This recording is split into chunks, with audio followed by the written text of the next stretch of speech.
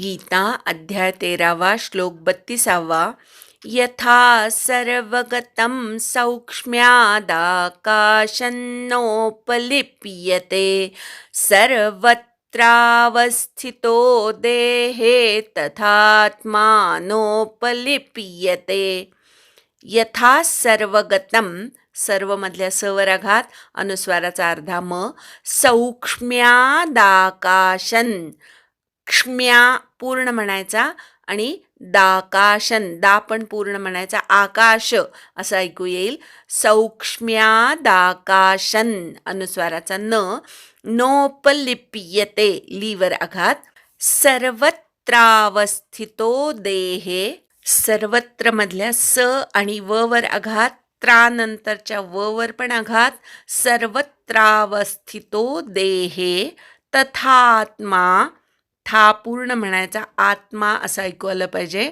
तथात्मा नोपलिप्यते liver आघात. यथा सर्वगतं सौक्ष्म्यादाकाशन्नोपलिप्यते यथा सर्वगतं सौक्ष्म्यादाकाशन्नोपलिप्यते यथा सर्वगतं सौक्ष्म्यादाकाशन्नोपलिप्यते यथा सर्वगतं सौक्ष्म्यादाकाशन्नोपलिप्यते यथा सर्वगतं सौक्ष्म्यादाकाशन्नोपलिप्यते सर्वत्रावस्थितो देहे तथात्मानोपलिप्यते सर्वत्रावस्थितो देहे तथात्मानोपलिप्यते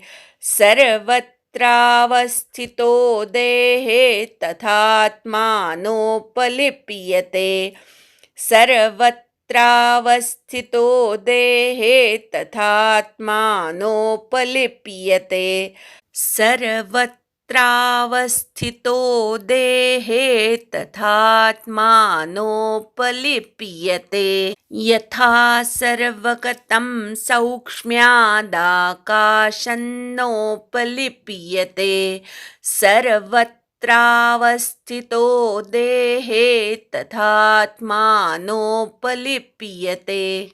संधी विग्रह.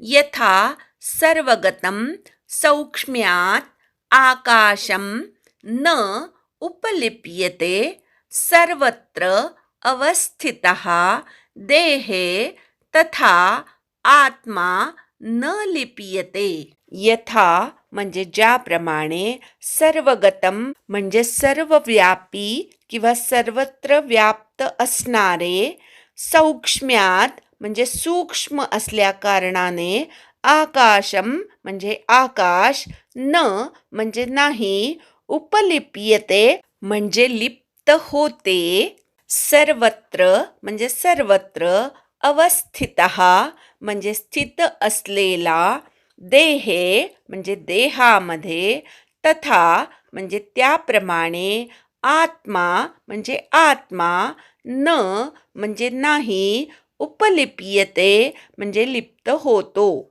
अन्वय. यथा सर्वगतं आकाशं सौक्ष्म्यात् न उपलिप्यते तथा देहे सर्वत्र अवस्थितः आत्मा न उपलिप्यते. ज्याप्रमाणे सर्वव्यापक असलेले, सर्वत्र व्याप्त असणारे आकाश हे सूक्ष्म असल्या कारणाने लिप्त होत नाही, त्याप्रमाणे सर्व देहांमध्ये सर्वत्र स्थित असलेला आत्मा देहाच्या गुणकर्मांनी लिप्त होत नाही. आत्म्याचं अलिप्तत्व सांगण्यासाठी भगवंतांनी आकाशाचा दृष्टांत इथे दिलेला आहे. आकाश ज्याप्रमाणे अत्यंत सूक्ष्म असतं, त्यामुळे आकाशामध्ये कधी ढग येतात, वीज चमकते, किंवा आकाशामध्ये निरभ्र आकाश असतं, पूर्ण प्रकाशमय आकाश असतं. पण आकाश ढग आल्यामुळे, वीज चमकल्यामुळे किंवा प्रकाश असल्यामुळे आकाशाला कुठलाही लेप लागत नाही. त्याप्रमाणे आत्मा देहात असताना देहाकडून होणाऱ्या कर्मांनी लिप्त होत नाही. आता ह्याचं कारणही सांगितलं. आकाश कसं आहे तर अत्यंत सूक्ष्म आहे आणि त्यामुळे ते कशामध्येही अडकत नाही, कायम मोकळंच असतं. आपण त्या सूक्ष्म आकाशावर काळं झालं, चमकायला लागलं किंवा प्रकाशमान झालं असं आरोपण करतो. त्याचप्रमाणे आपण आत्म्यावर आरोपण करतो की तो बोलायला लागला, तो चालायला लागला, तो उठायला लागला. खरं तर बोलतो, चालतो हे सगळं कोण करत असतं तर देह करत असतो. आत्मा सूक्ष्म असल्यामुळे देह सोडायची जेव्हा वेळ येते तेव्हा सुद्धा सूक्ष्म असणारा आत्मा तिथल्या तिथेच हवेमध्ये विलीन होऊन जातो. तो कुठे जातही नाही, येतही नाही. आपण म्हणतो की देहातनं आत्मा निघून गेला म्हणून. आकाशा इतका आत्माही व्यापक आहे आणि आकाशा इतकाच तो आत्मा सूक्ष्मही आहे. व्यापकत्व आणि सूक्ष्मत्व दाखवण्यासाठी इथे ह्या श्लोकामध्ये भगवंताने आत्म्याला आकाशाचा दृष्टांत दिलेला आहे. ज्याप्रमाणे आकाश सर्वत्र भरून राहिलेलं असतं, अत्यंत सूक्ष्म असल्यामुळे आपल्याला ते कळत नाही आहे म्हणून, पण त्याचं अस्तित्व असतंच, ते कधीही नाही असं नसतं. तुम्ही माना अगर नका मानू, आकाश हे संपूर्णपणे सगळीकडे पूर्णपणे भरून राहिलेलं आहे. त्याप्रमाणे आत्मासुद्धा सूक्ष्मही आहे आणि सर्वत्र व्यापलेला असा पण आहे. आकाश ज्याप्रमाणे गुणरहित आहे, त्रिगुणांच्या पलीकडचं आहे, अत्यंत सूक्ष्म आहे, त्यामुळे आकाशामध्ये जे होणारे बदल असतात त्या बदलांनी आकाशामध्ये कुठलाही फरक पडत नाही किंवा आकाश कशानेही लिप्त होत नाही. त्याप्रमाणे आत्मतत्व निर्गुण असल्यामुळे, गुणरहित असल्यामुळे गुणांच्या योगे देहाकडून जी जी कर्म होतात किंवा गुणांच्या योगे उत्पत्ती, स्थिती, लय हे जे विकार देहाच्या ठिकाणी निर्माण होतात त्या विकारांनीही तो आत्मा लिप्त होत नाही. आत्म्याचं सूक्ष्मपण आणि व्यापकपण आकाशाच्या दृष्टांताने समजून घ्यायचं. दिसत नसला तरी आत्मा आहेच.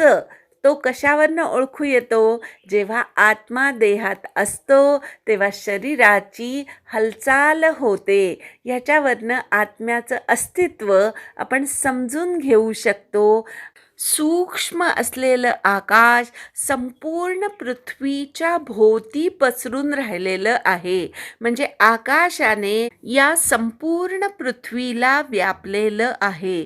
त्याप्रमाणे एकाच आत्मतत्वाने सर्व जीवांना व्यापलेलं आहे.